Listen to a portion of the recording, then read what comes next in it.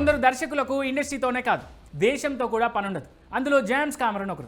పేరుకు Hollywood director అయినా ఇండియాలోనూ రఫాడిస్తుంటాయి ఆయన సినిమాలు. ఈ క్రమంలో మరోసారి వరల్డ్ వైడ్గా ప్రేక్షకులను మంత్రముగ్ధులను చేయడానికి సిద్ధమయ్యారు జేమ్స్.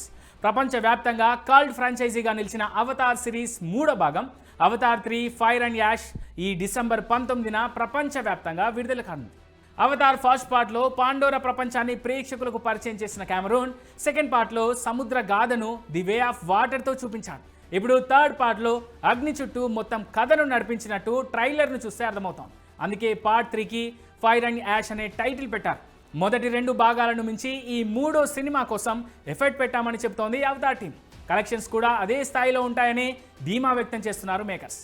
జేమ్స్ కామెరూన్ అద్భుత సృష్టికి కొనసాగింపుగా రానున్న Avatar fire and ash cinema IMAX advance bookings December 5 నుంచి ప్రారంభం కానున్నాయి.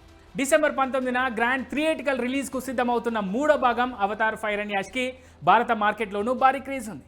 రీసెంట్గా బుక్ మై షో డేటాలో 12 లక్షలకు పైగా ఇండియన్ లవర్స్ ఈ సినిమాపై తమ ఇంట్రెస్ట్ను చూపించారు.